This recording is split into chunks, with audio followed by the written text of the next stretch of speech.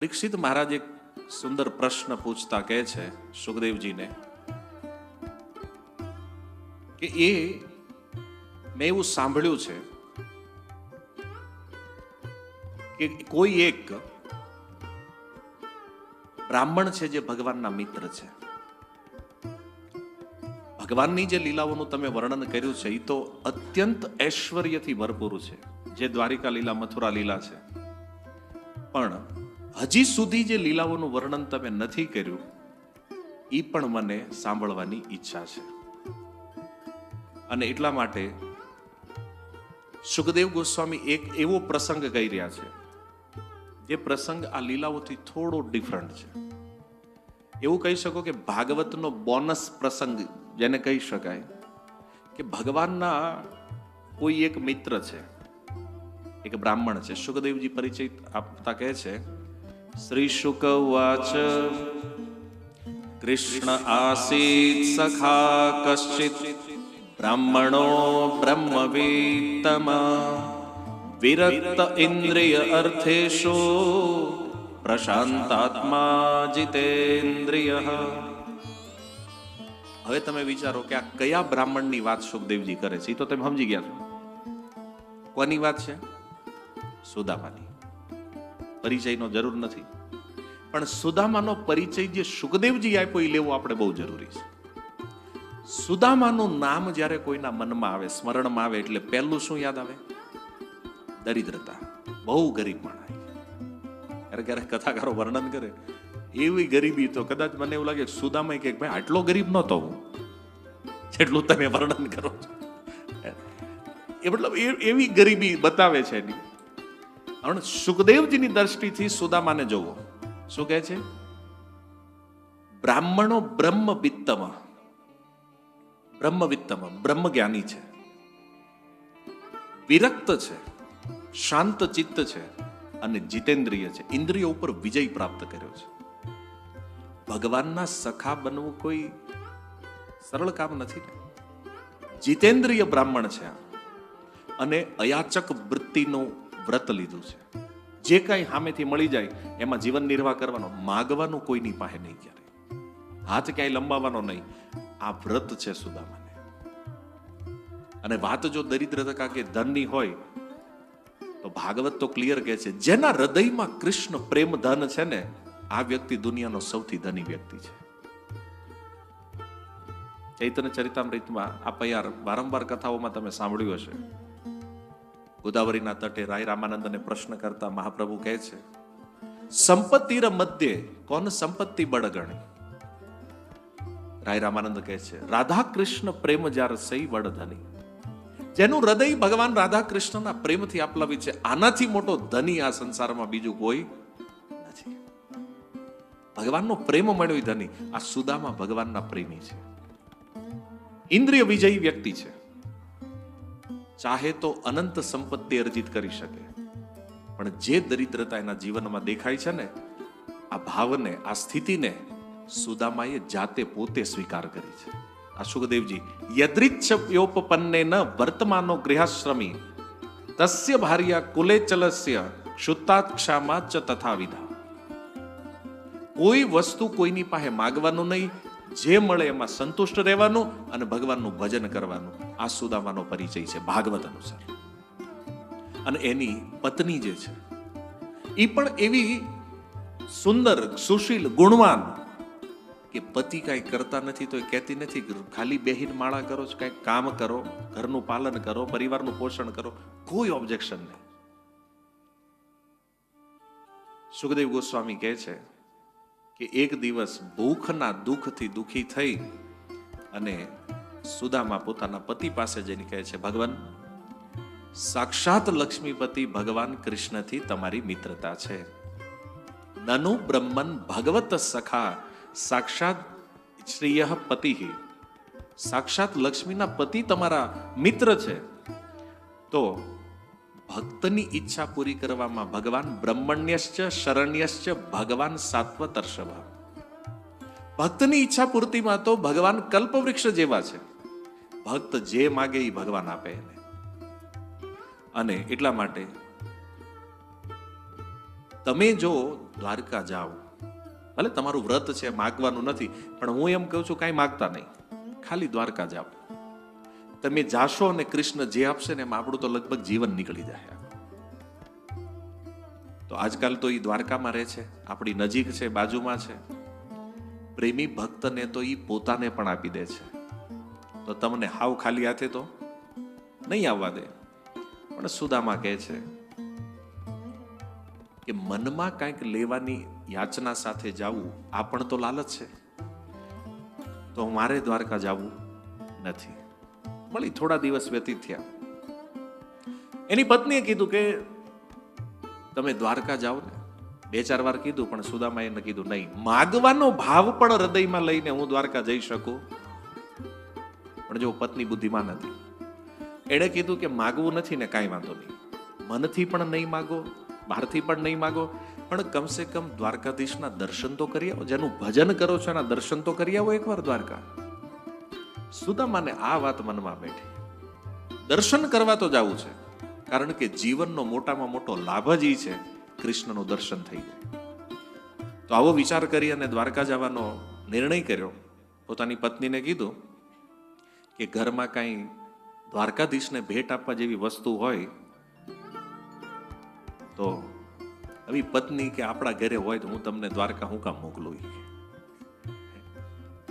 પણ એ કે વાંધો નહીં, હું આડોશ પાડોશમાંથી કંઈક વ્યવસ્થા કરું. હવે જુઓ, સુદામાના પાડોશી કેવા હોય તમે સમજો. થોડું ઘણું અનાજ કાંઈક કોઈ બ્રાહ્મણી સાફ કરતી હતી, એના જે કણ પડ્યા હતા એને ભેગા કરી અને લઈને આવ્યા. એક કપડામાં બાંધી અને ભગવાનને ભેટ આપી કે આ લેતા જાઓ. પતિદેવને આપી દીધા. અને ત્યાર પછી એને તાંદુલ કહે છે. ગુજરાતીમાં એક્ઝેક્ટ તાંદુલને શું કહે છે ખબર નથી, પણ એ વસ્તુ જે મળી છે લઈને આવ્યા. પોટલી બાંધી અને સુદામા વિચાર કરે છે કે મને કેવી રીતે ભગવાનના દર્શન થાય. સુદામા દ્વારકા પહોંચ્યા. દ્વારિકા પહોંચી અને દ્વારપાળોને કહે છે કે મારે ભગવાન કૃષ્ણને મળવું છે, એના દર્શન કરવા છે. તો એ સમયે દ્વારપાળોએ કીધું કે કાંઈ વાંધો નહીં, દર્શન થઈ જાય. હવે એક બીજી વાત અહીંયા જે ટર્નિંગ પોઈન્ટ છે કે આપણે કથામાં પણ એ સાંભળ્યું છે, સિરિયલોમાં પણ એ જોયું છે કે દ્વારકાના દ્વારપાળોએ સુદામાને ધક્કો મારી દીધો. એણે જયારે કીધું હું ભગવાનના મિત્ર છું તો ધક્કો મારી દીધો.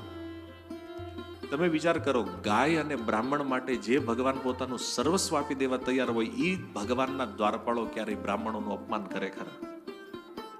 અને બીજું પેલા વૈકુંઠથી જય વિજય જયારે સનકાદિકોનું અપમાન કર્યું ત્યારથી તો દ્વારપાળે આમાં સતર્ક થઈ ગયા છે કે અહીંયા ગમે આવે એને રોકવાના, નગર ખબર નહીં કોણ ક્યારે કેવો શ્રાપ આપી દે, પાછા અસુર બની જાય. હોઈ ગયા.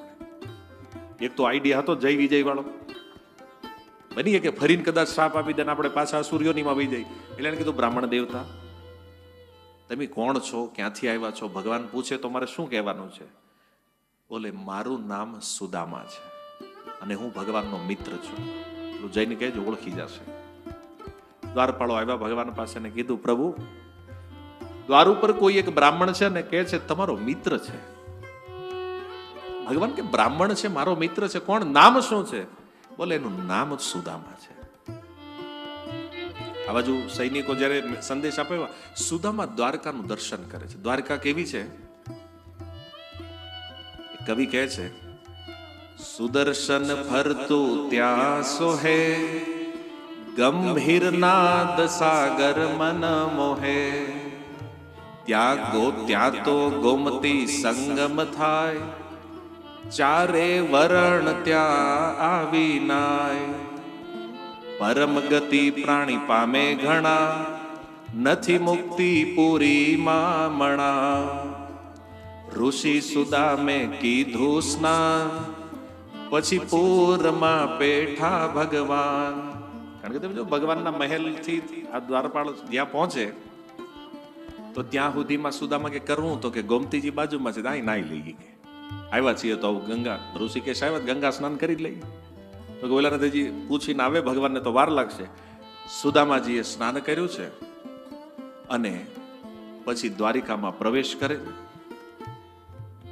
રૂપ જોઈ જોવા સૌ મળે, ખીજવે બાળક પોઠળ પડે. જાદવ સ્ત્રી તાળી દઈ હસે, ધન્ય નગર આવો નર વસે. બાળકો અને સ્ત્રીઓ તો મજાક કરે છે કે આવો દરિદ્ર માણસ આજ સુધી દ્વારિકામાં આપણે જોયો નથી. એના માટે તો એક મજાકનો વિષય કે આટલો દરિદ્ર વ્યક્તિને આ દ્વારકા આવી કેમ ગયો. બધા વિચાર કરે, બાળકો સ્ત્રીઓ જ્યારે મજાક કરવા લાગ્યા, પણ સુદામાને તો આની કોઈ અસર નથી. દ્વારકાના વાસીઓને સુદામા ભગવાનના પાર્ષદો માને છે. અને આ બધી વાતો સાંભળીને સુદામાજી હસતા હસતા જાય છે. જ્યારે આગળ વધ્યા અને એ સમયે એ જે દ્વારપાળ હતા એણે કીધું કે ભગવાન, તમારો એ જે મિત્ર છે નામ એને સુદામા આપ્યું છે.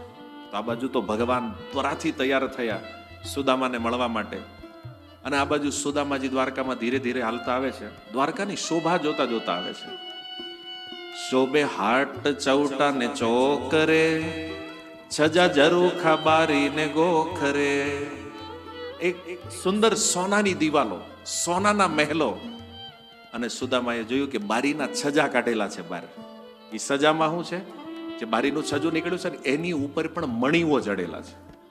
ભગવાન કે મિત્ર હતો ભાઈબંધ, પણ મારું કમાણો લાગે સારું હોય. હવે જો સોનાની નગરી છે, સોનાની દિવાલો છે, સોનાના મહેલો છે. અને સુખદેવજીનું પણ વર્ણન છે કે એ દ્વારકાની જે બારીની છત હતી એની ઉપર અને જે ટેરેસ હતા એની ઉપર મણીઓ જડેલા હતા. અને દ્વારકાની શોભા કેવી છે, ભલે ઉપરથી જ્યારે સૂર્યનો પ્રકાશ આવે ને તો એવું લાગે કે દ્વારકામાં હજારો સૂર્ય પ્રગટ, એ સૂર્યનું પાછું પ્રકાશનું પરાવર્તન કરાવી રહ્યા છે એ મણીઓના કારણે.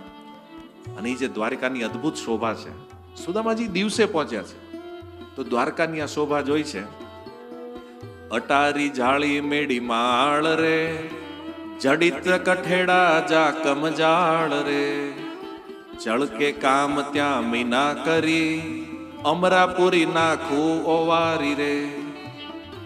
દ્વારકાની શોભા જોઈ અને સુદામા વિચાર કરે કે ઇન્દ્રનું સ્વર્ગ આની આગળ ફીકું લાગે.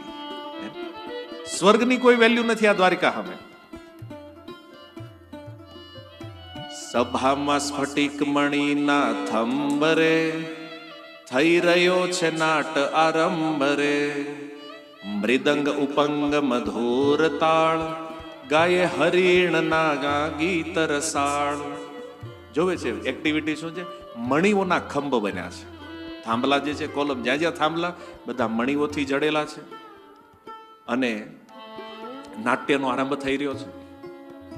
મૃદંગ ઉપંગ વિવિધ મધુર સંગીત વાદ્ય છે, ગીતોની રમઝટ બોલી છે. સુદામાજી જોતા જોતા જાય છે. ધજા પતાકા કળશ દુંદુભી વાગે, શરણાઈ વાગે, અને એક એક શેરીએ ઉત્સવનું વાતાવરણ છે દ્વારિકામાં. વર્ણન બહુ લાંબુ છે, પણ આટલાથી તમે સમજાયું દ્વારકાનું ઐશ્વર્ય શું છે. સોનાના કળશમાં તો દાસીઓ પાણી ભરે છે. અને દ્વારકાની દાસીઓ કેવી છે, ઇન્દ્રાણી હોય. જ્યારે જોઈએ દ્વારકાની દાસીઓનું રૂપ એવું છે કે સ્વર્ગની ઇન્દ્રની પત્ની જે શચી છે ને એવી તો દ્વારિકામાં દાસીઓ છે. 56 કોટી યાદવોની સભા છે. યાદવોની સંખ્યા કેટલી છે? 56 કરોડ. અને આની પ્રભા દેવતાઓને પણ ફીકા પાડે. અનંત યોદ્ધાઓ છે. સુદામાજી જોતા જોતા સંકલ્પ વિકલ્પ કરતા કરતા આગળ વધે અને મનમાં વિચાર કરે, ગહન દિશે છે કર્મની ગતિ, એક ગુરુ ના વિદ્યાર્થી. એ થઈ બેઠો પૃથ્વીપતિ, મારા ઘરમાં ખાવા રજ નથી. એક જ ગુરુકુળમાં ભણ્યા, એક જ ગુરુના શિષ્ય, અને જો આ પૃથ્વીપતિ થઈને બેઠો અને મારા ઘરમાં ખાવા માટે એક દાડો નથી. રમાડતો ગોકુળમાં માકડા, ગુરુને ઘેર લાવતો લાકડા. એ આજ બેઠો સિંહાસન ચડી, મારે તુંબડી ને લાકડી. બે કમ્પેરિઝન સુદામા કરતા જાય છે કે આ ગોકુળમાં ક્યાં વાંદરા રમાડતો, માકડા રમાડતો, ગુરુના ઘરે બે હારે લાકડા લેવા જાતા, આજે એ સિંહાસન ઉપર છે ને હું ક્યાં છું? તો આવી રીતે સુદામા વિચારતા, પણ અચાનક ક્લિક થયું, હા હું તો એક બ્રાહ્મણ છું, એ તો ભગવાન છે. વળી ઋષિને આવ્યો જ્ઞાન, અલ્પ જીવ હું એ ભગવાન. હું તો એક નાનો એવો શુદ્ર જીવ છું અને એ તો ભગવાન છે. એક વાર પામો દર્શન, તો હું જાણે પામો ઇન્દ્રાસન.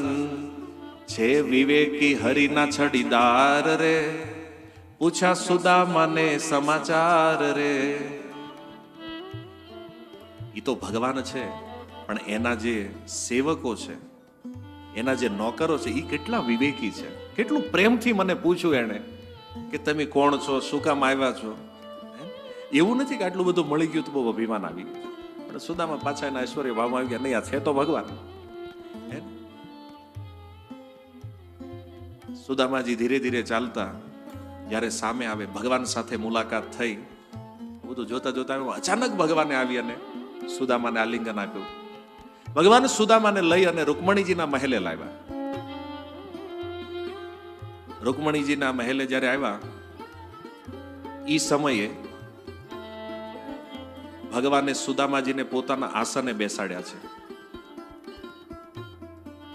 પોતાનું સ્થાન આપ્યું.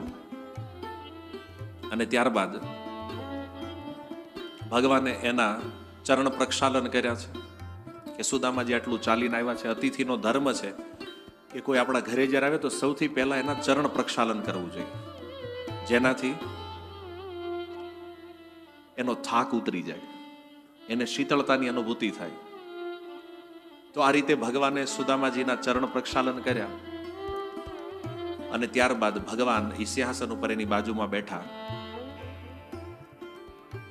સુદામાજીને પૂછે છે કે સુદામા, અહીંયા રહેવાનું તો નજીક છે તમારું, આટલા વર્ષો વયા ગયા અને આજ સુધી તમે ક્યારેય આવ્યા નહીં મને મળવા.